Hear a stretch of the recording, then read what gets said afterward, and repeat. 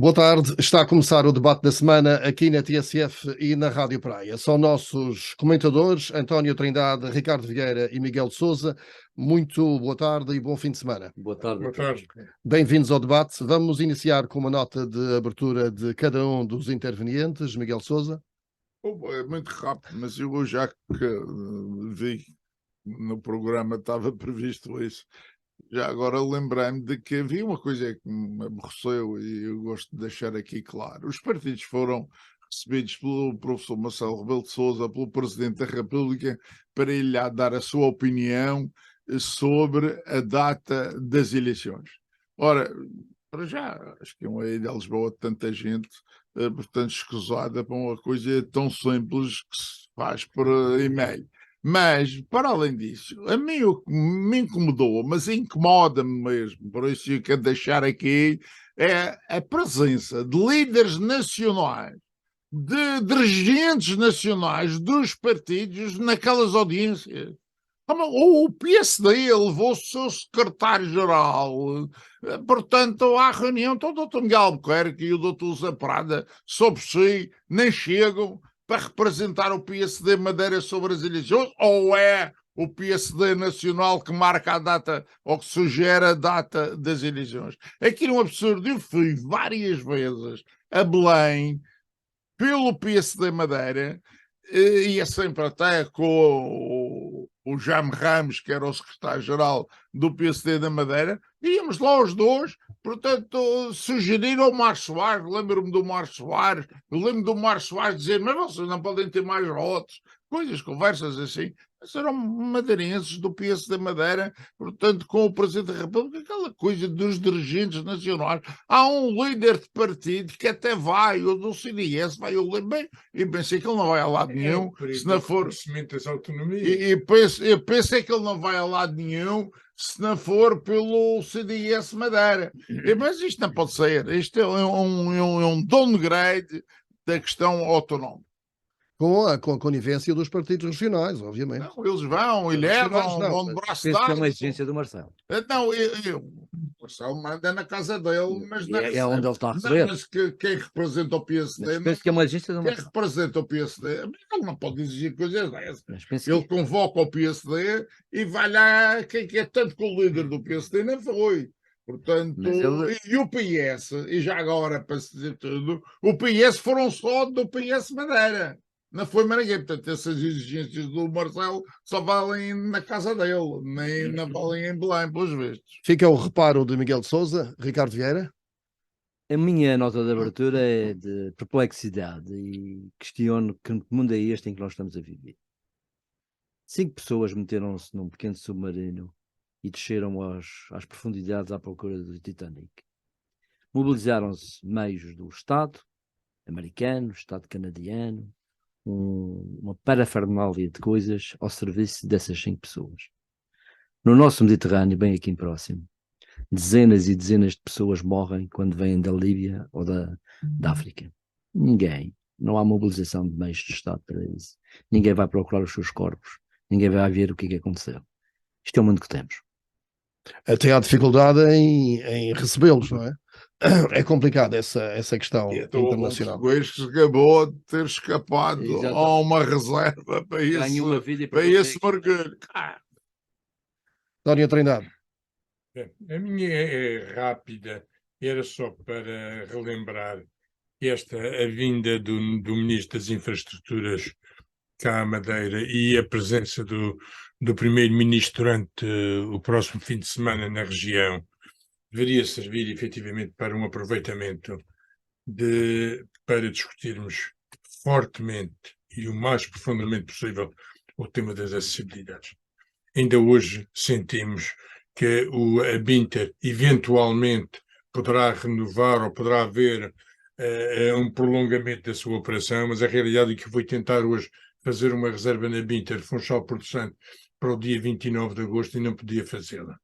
Este tema não deve ser só a abordagem, uma vinda para ver uma nova GAR, para abrir uma nova GAR, mas este poderia ser um momento único para se discutir o problema dos radares, o problema das limitações do aeroporto, o problema do Porto Santo, o problema do ferry e mais a discussão, inclusivamente, se há ou não cabimento, se há ou não espaço num PRR para dotar uma companhia privada nacional, nomeadamente a própria Porto Santo Line, a pensarmos na mobilidade do ferry da Madeira para fora. Já vamos voltar a esse tema, porque Da forma como o ministro respondeu à deputada Patrícia Dantas sobre esses mesmos assuntos, ele não vai discutir nada com o Dr. Miguel já Albuquerque. vamos voltar a esse assunto, porque é um tema central deste debate.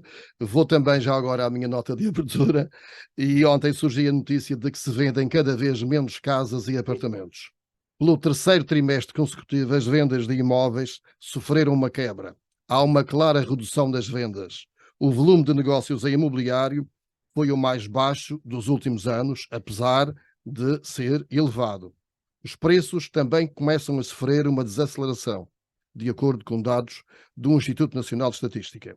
Naturalmente que não haverá estrangeiros para comprar tudo, porque aos preços à la carte que se apresentam os imóveis, se juntarmos os juros sempre a subir, a alta do IMT e os salários baixos dos portugueses, é impossível comprar apartamentos T1s acima dos 300 mil euros e T2 para cima de 400 mil euros, ainda por cima, sem a devida correspondência de qualidade.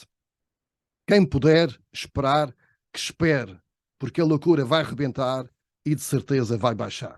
Registre-se que já há bancos com campanhas de 0% em relação ao spread, isto atendendo à alta dos juros, e é sintomático da dificuldade que a banca começa a sentir na concessão de crédito.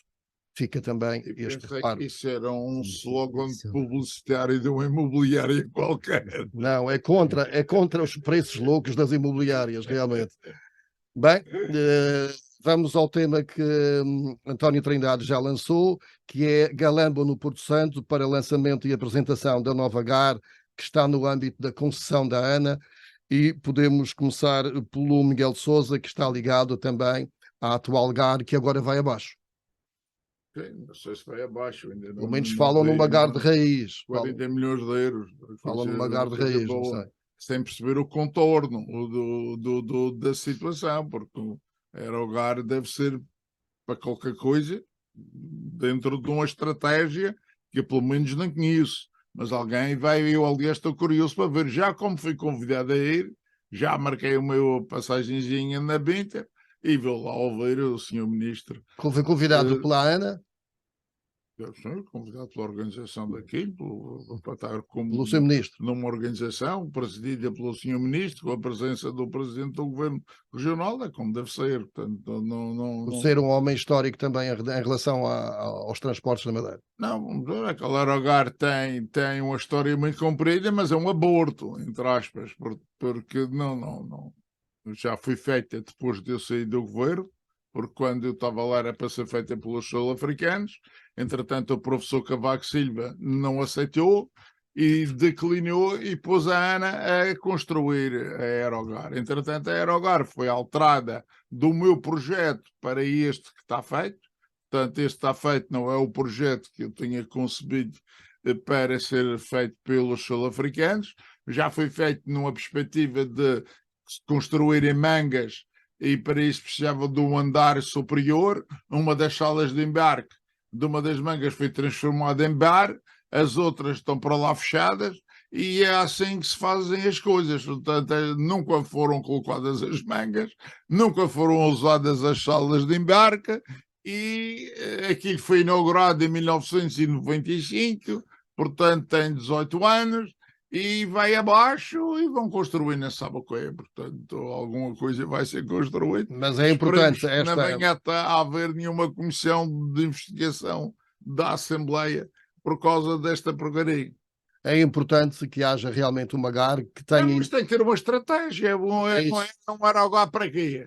Para servir pista. Apenas ao Porto Santo? Ou... Nós temos pista, não temos placa de estacionamento. São 9 aviões. Resolve o que resolve, mas não resolve muito.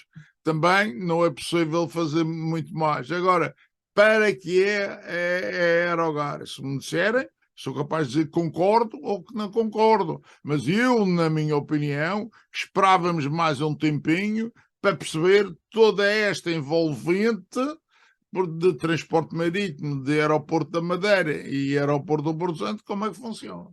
Ricardo Vieira, tem ideia sobre isto, sobre esta deslocação? Que opinião é que tem? Tenho Do até um ministro certo Galamba ao Porto receio. Santo. Tenho um certo receio desta deslocação. Porque aquilo que tem vindo a Achas ser que eu me devo revelado, precaver? Achas que eu me devo vou precaver? explicar o meu receio. Por aquilo que se tem visto do ministro Galamba, ele é um homem destravado na língua, não é? Repare-se, o senhor constituiu uma comissão especializada para escolher o novo local do aeroporto de Lisboa, mas já veio dizer que Santarém não.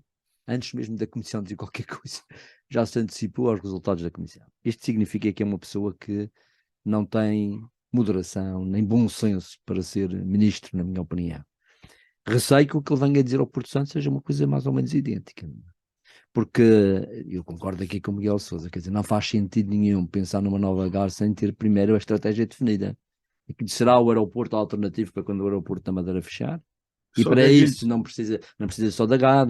Só que aquilo está pronto pelo anterior ministro e este não concebeu nada. Não só Ainda esse por que cima. sabe para Ainda que é por que cima. foi concebido. Ainda por cima temos esse problema. Portanto, receio, e depois também, porque já ouvi dizer que colocaram a questão dos ventos e que ele disse que não vinha falar disso, ou que não concorda com isso, não sei o quê, logo à partida limitou a sua vinda a um determinado assunto. Não me parece que seja uma grande visita de grandes resultados para a Madeira. Nem para o Porto Santo? Nem para o Porto Santo, nem para o Porto Santo. Isso Sinceramente, é pior, eu ficaria agradavelmente surpreendido se não tivesse razão, mas penso que vou ter razão. Estás, claro. E, ao Porto Santo nem sequer lhes perguntou nada se querem aviões para a Madeira, se não querem aviões para a Madeira. Aqui eles levam um coveiro. António Trindade, retomando o assunto. Eu retomando o assunto, e parece-me Desenvolvendo. que esta vinda do ministro vem tratar o fim de linha, no fundo, e tal como o Miguel e o Ricardo já referiram, parece-me que há aqui uma falta de estratégia, ou portanto, uma falta de definição de estratégia em relação às acessibilidades à Madeira. Eu julgo que esse ponto é um ponto fundamental, aproveitarmos a estadia do ministro, a vinda do ministro e o propósito da vinda do ministro. E, inclusive, o facto de estarem a decorrer jornadas parlamentares do PS no Porto Santo, em termos nacionais, com a presença do primeiro-ministro, para este ser, efetivamente, um dos temas, o tema das acessibilidades à Madeira. E isso não passa necessariamente... Esperemos é que ele não classifique estes documentos como de secretos, não é? Como fez agora às linhas férreas com medo da guerra da Ucrânia, não é? O que se diz. Vejamos, a Madeira tem problemas que não são efetivamente só o da GAR do Porto Santo. A GAR do Porto Santo é o corolário de definições estratégicas que se tenham que tomar a montante. E por isso há que começar pelo princípio. Há que começar por saber como é que está, qual é o estado dos radares. Há que começar, efetivamente, por discutirmos quais são os limites. Há que definir as operacionalidades deste aeroporto. Há que definir, inclusive, que tipo de transportes alternativos é que se colocam. E a GAR do Porto Santo insere-se nesse pacote global.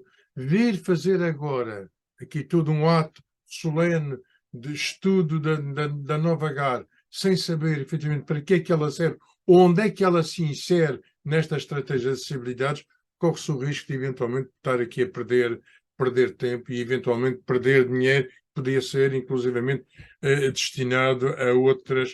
Está no contrato de concessão da ANA que tem que haver remodelação da Aerogar do Porto Santo. E é natural, e tem de haver essa remodelação. Agora, há um ponto que é fundamental. Se vai falar na remodelação da GAR do Porto Santo como uma estratégia de apoio ao próprio aeroporto da Madeira, se saiba primeiro quais são as necessidades do aeroporto da Madeira. E este aqui é um ponto fundamental.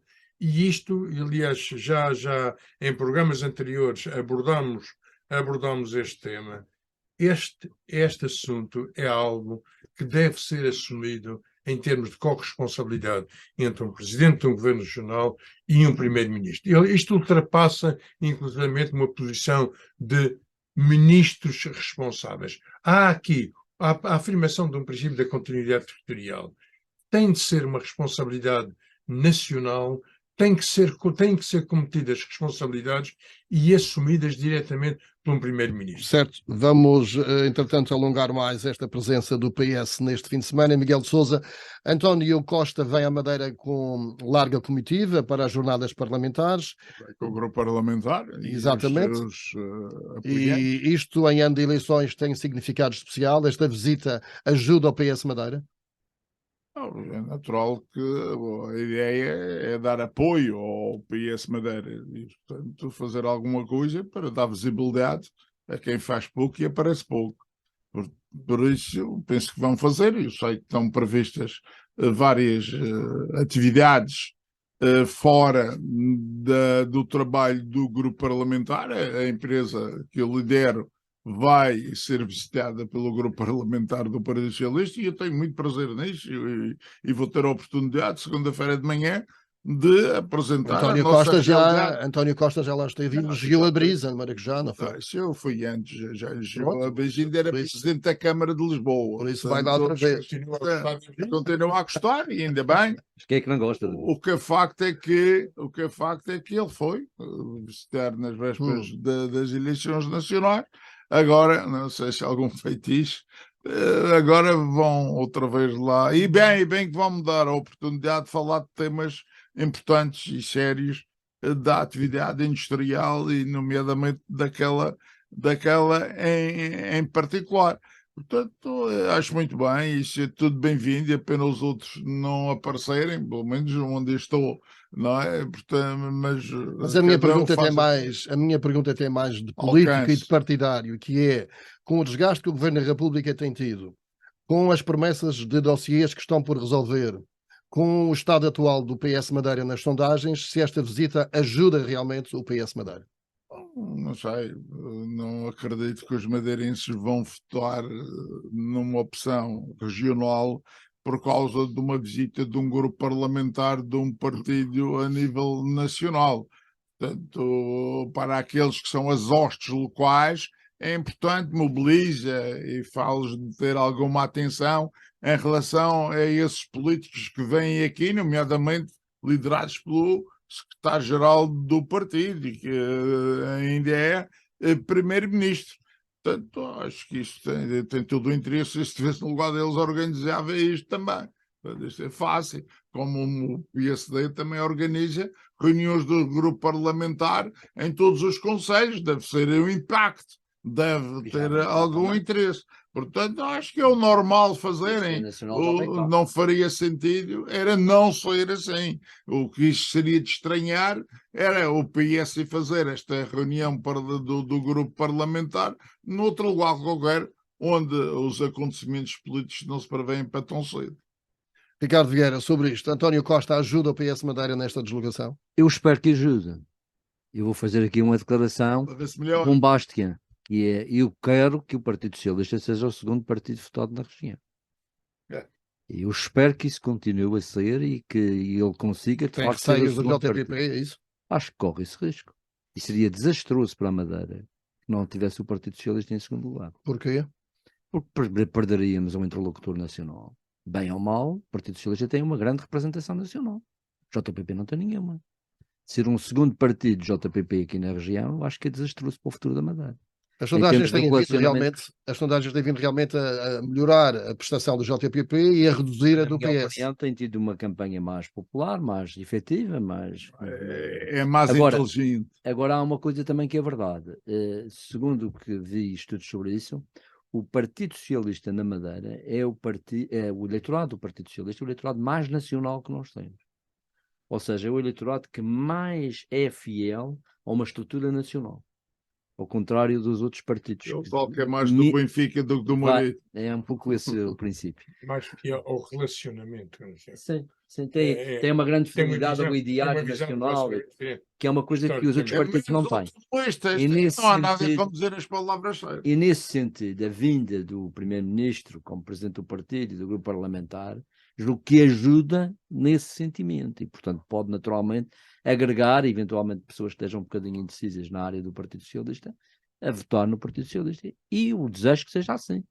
E eu desejo que seja assim. Apesar dos dossiês continuarem por resolver e das Vamos ver promessas o que é que ele desde vai dizer, Mexico, também é desde outra. Mexico em que esteve António Costa a prometer um ferry, até Temos outras questões, nunca houve Temos resultado. um fim de semana para as bruxas, não é? Vamos ver aqui que isto vai dar, não é? É tudo adivinhação. Vamos lá ver. António Trindade, António Costa ajuda o PS Madeira nesta sua deslocação? Perfeitamente entendível, num ano de eleições, já como foi referido aqui, o partido em termos nacionais, um partido que é efetivamente poder em termos nacionais, venha manifestar a sua solidariedade num ano de eleições em relação à estrutura regional do PS. Aliás, o Bloco de Esquerda foi o primeiro. Não só num ambiente de manifestação de solidariedade, como também aproveitar o momento para tomar conhecimento dos dossiês importantes para a região e os dossiês que o próprio PS Madeira tem querido levar por diante. E só um conhecimento prático, só um conhecimento, um grupo parlamentar em discussão dos temas que são efetivamente importantes para a região e para o PS Madeira, dá este âmbito de conhecimento e a possibilidade de colocar, digamos, de trazer um outro protagonismo para o PS Madeira neste ano de eleições, natural. Ora bem, passamos ao outro tema que está na nossa agenda. O Porto do Funchal está considerado como um dos 10 mais poluídos da Europa em relação à presença de navios cruzeiro. E isto tem a ver com o excesso de dióxido de enxofre e de azoto e ainda de partículas finas. Registre-se que em quinto lugar está Lisboa, numa lista que é liderada por Barcelona. Miguel Albuquerque não concorda, diz que há outros estudos que atestam que o ar é bom na cidade do Funchal e que mais navios não significa mais poluição. Quem é que deseja intervir nesta matéria? Eu sei pouco disso. O que eu acho é que há aí duas coisas que não são comparáveis.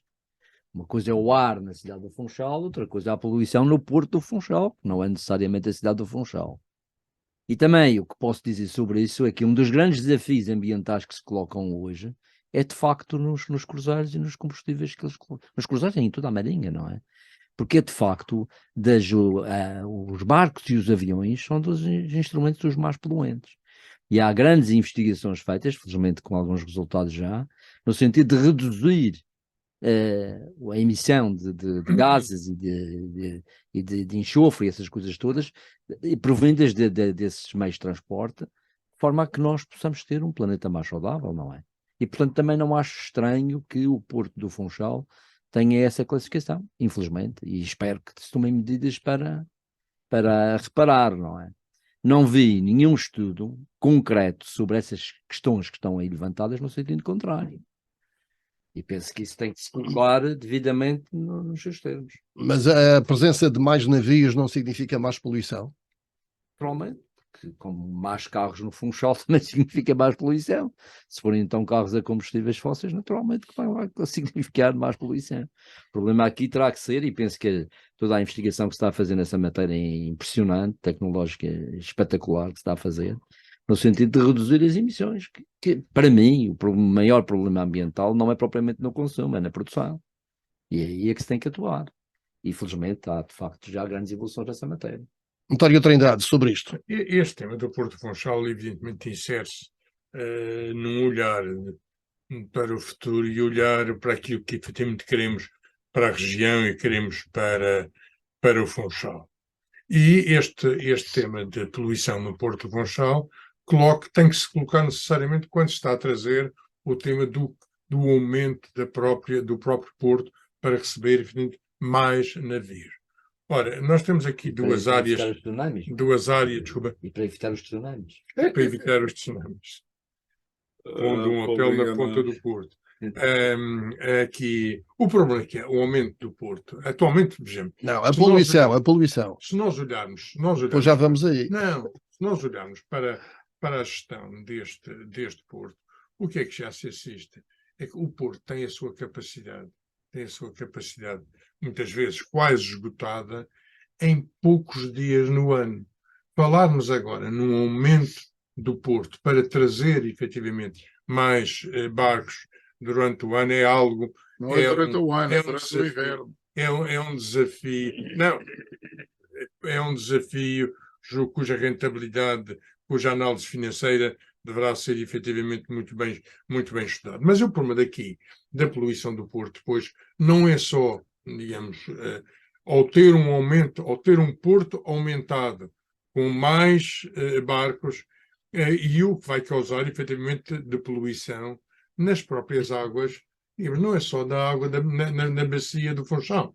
Nós já temos, aliás, estas recentes, as chuvas do Oscar, provocaram aqui assoreamentos na zona da Baía do Funchal muito grandes, que, inclusivamente, inutilizaram o acesso à Marina do Funchal, teve que haver trabalhos enormes nestes assoreamentos, e, evidentemente, isto causa efeitos depois, não é só na Baía, mas depois, quer para leste, quer para oeste, vão provocando aqui algo que é grave para uma das grandes mais-valias que a Madeira tem, que é o mar prazenteiro, o mar com boa temperatura, onde os acessos são efetivamente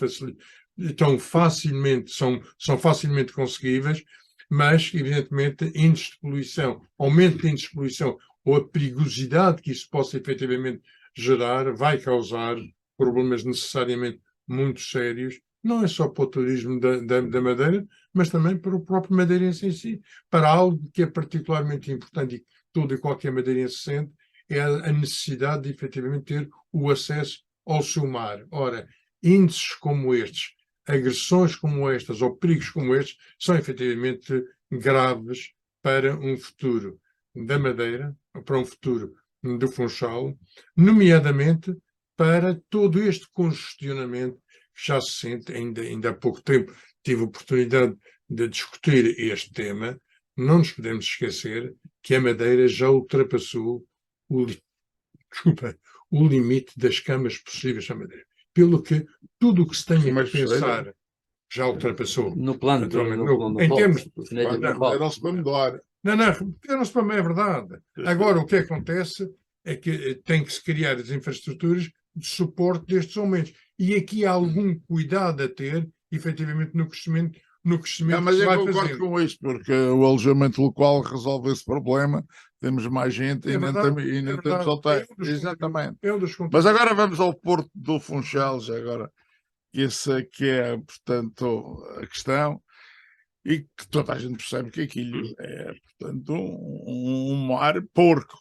Se isto é o termo que se pode dar, e nestes dias, então, como foi dito aqui pelo António, por causa do assoreamento da entrada da Marina, tem um barco dentro da Marina que não pode sair, portanto, talvez até ao fim do verão possa sair. Mas é uma coisa que eu estava-me a lembrar enquanto aqui falavam antes de mim, era de que, eu ainda me lembro, de que a Baía do Funchal era lugar apetecível, repetido, para inúmeras travessias em competição. Lazarete Pontinha, Lazarete, não é de barco, Lazarete Caixa Regional. E o Dr. Miguel Albuquerque era um desses atletas, nadadores, que faziam essa prova. E isto não tinha nada a ver com o mar de hoje. Eu fui há tempos ao Ritz para um almoço e não se podia tomar banho, tinha a piscina, então ao lado deve estar igual. Eu tinha o mar fechado, porque não se podia, aquilo estava castanho, não coisa. O diretor dizia que já tinha até ido pelo Ribeiro Rico acima, a ver se tinha alguma raiz para ali, mas que não parecia ter. E o que de facto é que eu sempre tive barco, o meu pai antes tinha barco, eu andava sempre no mar, e o mar era azul, era limpo, era tudo, e hoje é tudo menos isso. À frente da minha casa, na zona da Praia Formosa, e parece que o mar nunca está transparente, nunca está que se possa ter uma acessibilidade sem pensar, estou a entrar numa conspurcação emenda que se calhar não me vai fazer bem. é mesmo mal à vista. Agora, já li e já vi gente que eu considero e que tem, portanto, penso que alguma especialidade para isto, dizer que aquilo é tudo natural, é tudo questões da natureza, é tudo... Bom, mas o que é facto é que para quem tem que defender o turismo, para quem é a ilha melhor do mundo, o melhor insular não sei quantos, o melhor planeta, o melhor não sei o quê, de repente não se pode tomar banho, porque o mar está escuro, de outra cor, não é só estar escuro, porque o nosso mar normalmente é escuro, não é como a Ibiza e as Baleares, em que aquilo é tudo transparente, cristalino, até apetece, são as melhores fotografias que há de mar e de costa e que existe aqui, não, porque o fundo está a 40 metros ou a 30 pelo menos, e portanto fica azul escuro. Está quem tenha medo de se jogar à água com medo dos bichinhos e que possam estar lá e ele não estar vendo. Mas portanto, acho que isto tem explicações, deve ter qualquer tratamento para fazer. O número de barcos não é isso que eu acho que obviamente polui, mas isso é uma mania. Poluição atmosférica. Poluição atmosférica. Não nada atmosférica, estamos a falar do mar. Não, mas a poluição que se refere aqui do enxofre e do azoto é atmosférica. Mas estou a dizer, estou a falar da água. Mas os barcos, portanto, mas também se quiseres da atmosfera é a mesma coisa. É o tema. Mais barcos, mais coisa. Portanto, não há nada, até os barcos estarem com alterações na sua capacidade motora para que sejam feitas menos poluentes. Isso eu não tenho dúvida. Agora não é mais um barco que vai resolver o problema. Agora também não venham pedir para fechar o Porto Funchal ou os Corozais por causa disto. E depois, é preciso se lembrar que no verão não há cruzeiros. No verão, não contam. Portanto, os cruzeiros estão o inverno todo, porque saem das Caraíbas, saem do Mediterrâneo e vêm para esta zona benigna do Atlântico. Agora, se para o inverno mais uma posição de barco vai ser um problema, eu acho que o problema é, como estavam a dizer aqui, a análise financeira de tudo isto. Agora, é preciso darem explicações técnicas, porque só dizer que esta, para mim, eu sou judiado, mas esta coisa é da natureza, mãe do céu. A natureza revelou-se há pouco tempo, é que nisto não acontecia. Mas isso acho que tem a ver com as alterações climáticas. Dizem-me isso, não sei. Algas. Eu não sou especialista nisso. Mas há uma coisa também que eu acho que eu cheguei a fazer uma proposta disso quando era deputado, e infelizmente mal sucedida, que era um pouco a proposta, que era a seguinte. Tal qual como hoje temos os elevadores das casas, as pessoas sabem que têm uma certificação periódica, não é? Para assegurar... Obrigatória, para assegurar, digamos, tudo essas coisas. Deveria haver uma coisa dessas para as estações elevatórias, nomeadamente aquelas que estão nos hotéis. Porque a maior parte dos hotéis, felizmente, os ribeirinhas, têm estações elevatórias para pôr os esgotos lá em cima. Mas o que se diz é que por vezes essas coisas não estão a funcionar bem. E que há depois derrames e excessos que vêm bater ao mar. Portanto, uma das coisas que se poderia evitar isso era, de facto, a certificação periódica dessas estações elevatórias. Não é só dos hotéis. Não é só dos hotéis. Não, mas os hotéis têm como os hotéis têm a maior proximidade ao mar, nas jalas a fazer uns cocós também. Se olharmos agora para os planos de construção, os planos de investimento de habitação que vai acontecer na Zona Oeste, sim, nem capacidade agora de chegar a acertos no que diz respeito à distribuição entre as diferentes centrais, será efetivamente difícil chegarmos a uma solução sem grandes obras no que diz respeito ao desenvolvimento próximo futuro de toda a zona ribeirinha, toda a zona da costa. que é fundamental. Que justificava haver aqui um plano de ordenamento da Orla Costeira específico para a Madeira, para o Funchal, isso não tenho dúvidas. Penso que, já que entraram nesse aspecto, lembro-me que já houve mais fiscalização em relação a essas áreas.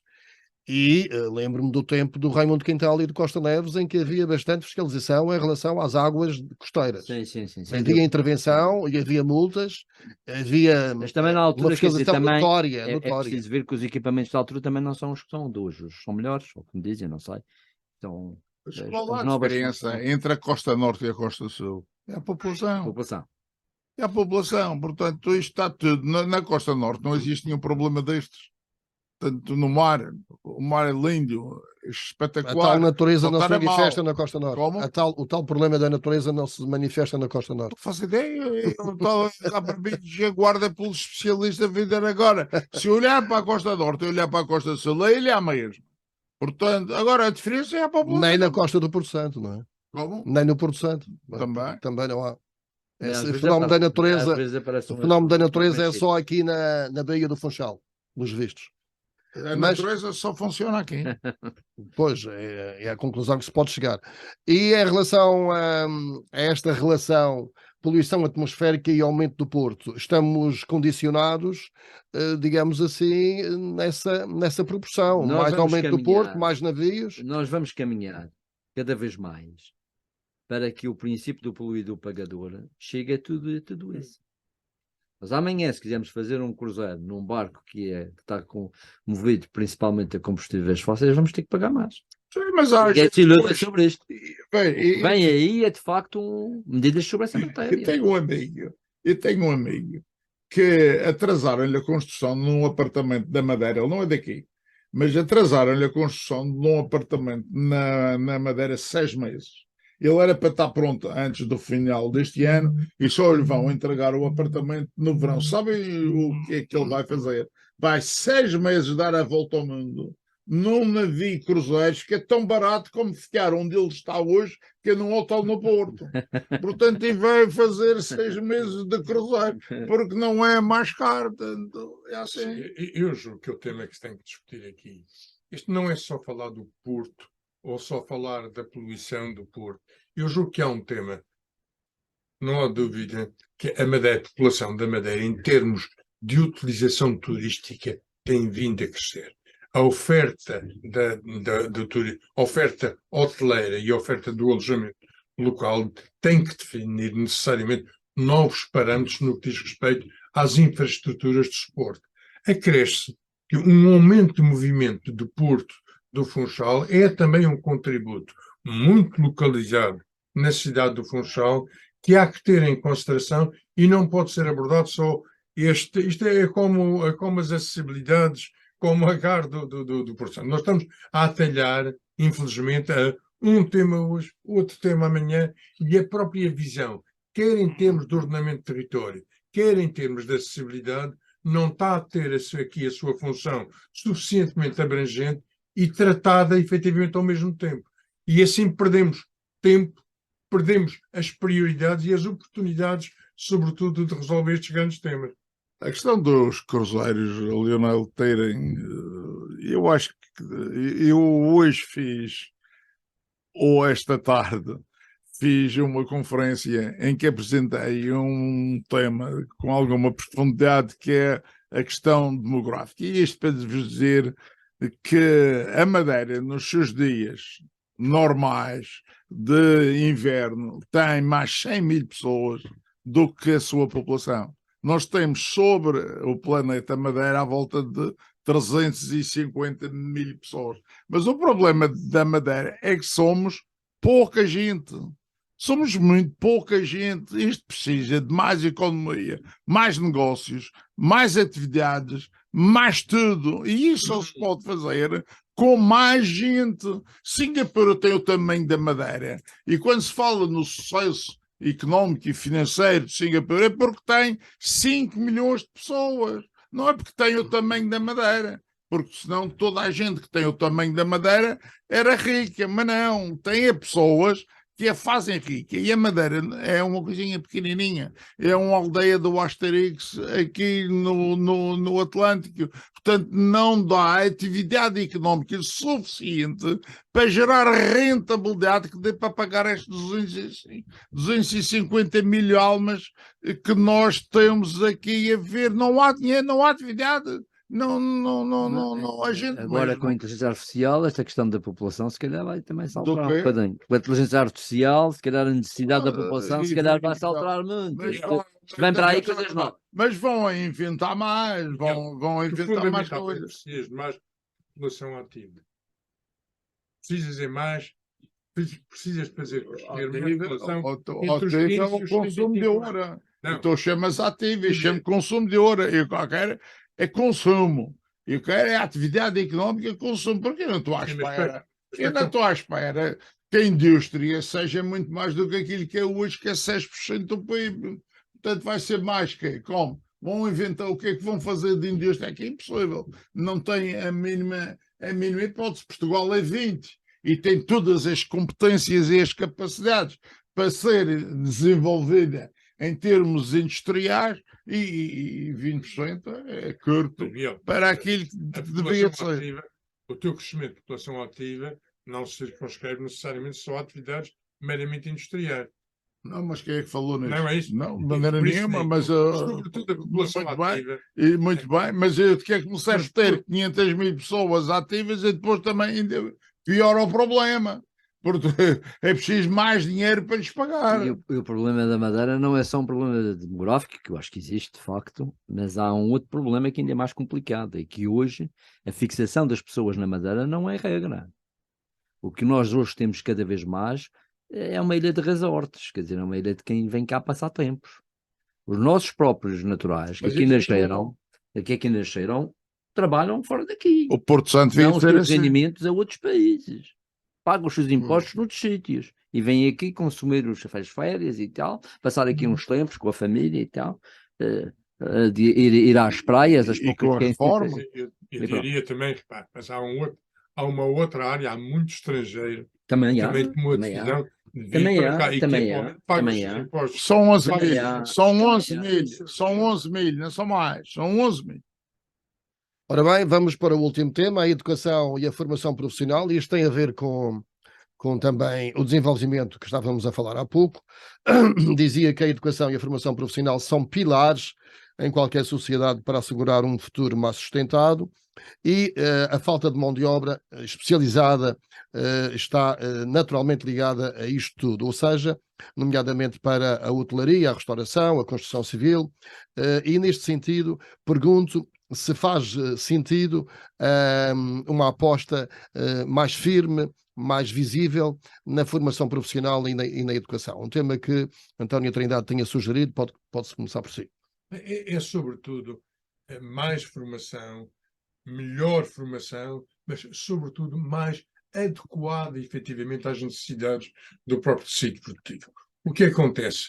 Ainda nós continuamos a ter as academias, a universidade, as escolas profissionais, muitas vezes fechadas sobre si próprias e a criar currículos de formação não adequados às nossas necessidades.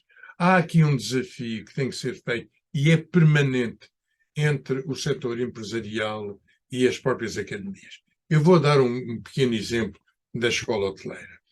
Fruto do contrato de concessão privado que é dado à escola hoteleira, não permitia quem recebesse aqui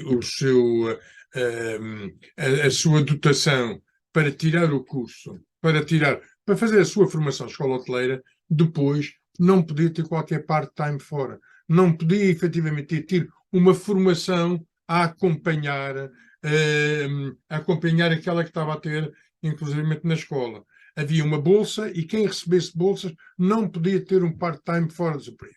Este é um exemplo típico de que, num momento onde há efetivamente uma carência muito grande de profissionais da hotelaria, o que é que acontece? Os cursos são longos, os formandos recebem uma bolsa que é manifestamente insuficiente e depois não conseguem encontrar a sua formação complementar nos próprios tecidos produtivos, nos próprios hotéis, nos próprios restaurantes. Ora, esta adequação, este é um exemplo de que uma adequação, digamos, da formação e oportunidade de trabalho e oportunidade de lugar é fundamental. E isto passa, inclusivamente, para a própria alteração dos conceitos e dos currículos dos cursos.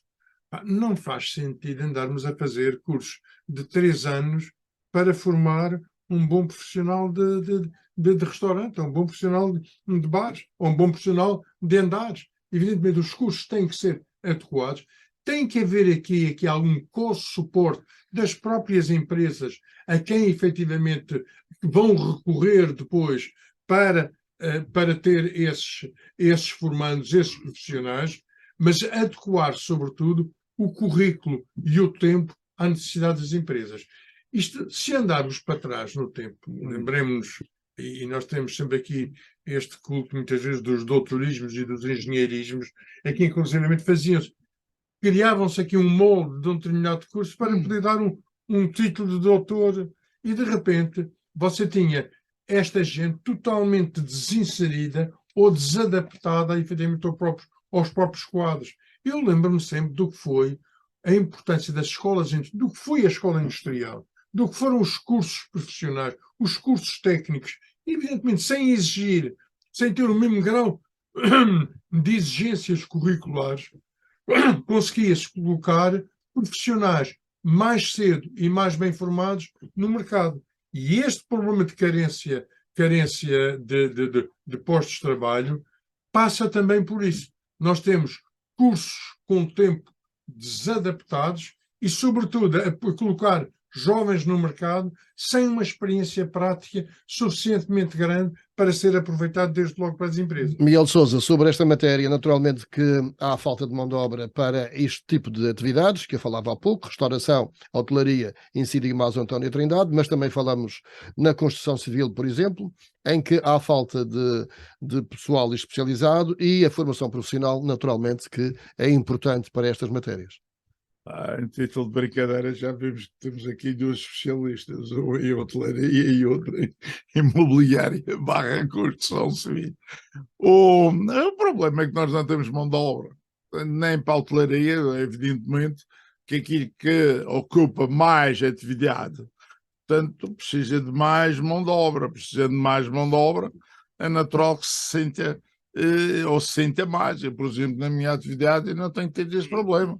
Vou arranjando o que preciso, dou-lhes a formação e que é preciso dar, mas também não estou à espera que alguém aprenda a trabalhar numa cervejeira. Mas numa restauração, talvez. Serviço de mesas e cozinha. Mas fica para o António Trindade essa especialidade. Estou a falar agora na minha, ou não posso falar na minha? Também posso falar na minha. Claro. Pronto, é isso que eu estou a dizer. Por isso, o problema que está aqui é mão de obra. É preciso arranjar mão de obra. Não há disponível, não vai haver disponível e convém ir inventando. Se eles já vêm com a formação ou não, desconfio que a tragam. E, portanto, vão ter que importar, dar-lhes a formação e depois arranjar-lhes a colocação. Agora, enquanto não pensarem de onde vai ser a origem, já veio do extremo leste, ou do leste europeu, encheram isto, depois esvaziou à medida que as circunstâncias europeias foram alterando, e também Portugal em si também se alterou. Veio da África também grande quantidade. O Porto Santo, por exemplo, é notório. Vê-se logo muita atividade feita por profissionais que vêm da África. Agora é preciso encontrar essas pessoas, porque aqui parece que para aquilo que é preciso de atividade não existe um número de pessoas suficiente. Deixa-me só referir que não são só nas nacionalidades dos PALOPs. Atualmente tu tens uma entrada de pessoal de jovens do Brasil, por exemplo, jovens indianos, do Brasil, asiáticos, que está criada aqui uma rede de abastecimento de mão de obra desta área muito grande. Só que estes jovens que são E em Portugal, excelentes, desgraça. simpáticos, vamos lembrar o ambiente dos cruzeiros, onde toda esta classe lá está, só que tem há um fator que é muito importante: não falam uma palavra de português. Portanto, isto quer dizer, quando está a falar, quando está numa ilha em relação a um cliente nacional, ele não consegue efetivamente se exprimir porque o empregado não fala a língua É como se esse português tivesse ido de férias para o Vietnã. É verdade, é uma coisa. E isto vai colocar uma questão, que é uma questão importantíssima, do que nunca se falou aqui por acaso, que são a necessidade de políticas natalistas, políticas que promovam a natalidade. Aqui não se fala, faz. A questão aqui é um pouco a seguinte, é que pensar que se substitui o inverno demográfico que estamos a viver com a imigração é uma ilusão, porque o imigrante é sempre imigrante, pensa sempre na sua terra e no regresso, e tem muita dificuldade em inserir-se, maior esforço que se faça, a sua inserção no mercado estrangeiro é difícil. Mas isso leva a outros aspectos, nomeadamente a habitação. Como é que se pode constituir família sem habitação? Ficando em casa dos pais, por exemplo. Leonel, eu acho que o Com os problema custos da que a habitação habitação, tem. o problema da habitação na Madeira, como se calhar no país, não se resolve sem promoção direta. Por maior que sejam as ideias de promover facilitar as pessoas a adquirir casas e as cooperativas, tudo isso é muito bom, mas não é suficiente. Tem de haver promoção direta. E eu lembro-me que no tempo do professor Cavaco Silva construíram-se no país 70.000 casas, 70.000 apartamentos. Nos últimos anos, nem 10%. Nos últimos 7 anos, nem 10% disso. O Estado demitiu-se dessa função e não pode se demitir dessa função. O Estado tem que promover a habitação. Se tem lá na Constituição um direito programático de dar habitação às pessoas, tem que entrar nisso. Tem que entrar nisso. Não é esta coisa ilusória de que se vai correr com os Golden Visa e que se vai pôr os estrangeiros fora, que vai resolver o problema habitacional dos foi um naturais. protesto pouco comum por essas regras todas a funcionar. Isso é uma asneira. Tem que se aumentar a oferta. E aumentar a oferta pelo lado público, que é mais acessível e que pode satisfazer a necessidade desse conjunto público, local, sim, público local também, com certeza. Eu até prefiro que seja local, até prefiro que seja promoção local do que promoção do Estado propriamente dita, mas pronto, mas quando falo aqui em Estado, em geral. Esse acompanhamento local depois tem as suas assunção da responsabilidade da própria manutenção de qualidade dos produtos. E toda a política do urbanismo deve ser municipal, portanto tem que estar integrada, isso não é muita coisa. Ficam esses alertas, estamos mesmo no fim. Posso só lançar uma questão?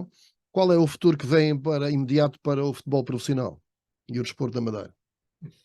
Olha, eu acho uma coisa engraçada. Eu, como disse aqui há dias, e volto a dizer, eu não sou minimamente a pessoa adequada para falar no futebol. Só que acho aqui uma graça enorme, é que vejo muita gente a falar disso, mas pouca gente a contribuir. E o problema aqui é dinheiro. O problema aqui é dinheiro, quer dizer... Para se poder mandar... Pois, começa por aí. Eu vejo, por exemplo, assembleias bastante preenchidas de pessoas. Alguma dessas pessoas paga as cotas no clube, está disposta a financiar o clube. Se não está, tem que arranjar outra forma de arranjar dinheiro. Não vai ser os impostos. Ninguém está aqui a pensar que sejam os impostos a auxiliar equipas profissionais de futebol. Não, mas é que agora já não é uma questão de pagarem as equipas. Agora é uma questão de pagarem o espetáculo. Porque se as pessoas entram 10.000 pessoas à borla num estádio, claro, alguém está a pagar aquele espetáculo. Claro. Portanto, não é só lá o futebol. Há alguns programas atrás eu referi exatamente isso. A da necessidade que há de separar a componente desportiva da componente de espetáculo. E aquilo que efetivamente discutimos agora é se o desporto profissional é ou não, deve ou não ser assumido como um espetáculo. Podíamos dar um espetáculo, não é mais nada. Podíamos dar aos equipas de futebol de grandes craques, não é? Que promovem a Arábia Saudita, a verdade é essa. Aqui hoje é um objetivo nacional, mais do que um objetivo desportivo. Mas nós, infelizmente, não temos... Como uma peça de teatro... Mas havia também esse objetivo que o futebol trazia promoção à região. E traz, Eu acho que e traz, traz, eu acho e que traz atividade, e traz dinamismo. espetáculo E traz outra traz. coisa também Mas muito temos- importante, eu que é um espírito de coesão regional que é importante. Isso Evidente. também é muito importante e é um aspecto que também tem que se valorizar. Agora, se isso justifica dar mais 6 ou 7 milhões ao futebol, eu acho que não. Ou retomar os apoios que o futebol teve. Sim. Já teve mais. Fica no ar, o assunto vai continuar a ser refletido. Muito obrigado, boas férias. Foi o último Obrigado. programa, até porque as eleições vão ser marcadas agora. É isso. E a partir do momento em Já que se se sabe marcam, quando é. sim, que será 24, não foi ainda publicado esse decreto presidencial, mas a partir do momento em que são marcadas as eleições, não podem haver este tipo de debates. Então, boas Muito obrigado, férias e boas férias. férias. Muito obrigado. votações. Obrigado. Obrigado.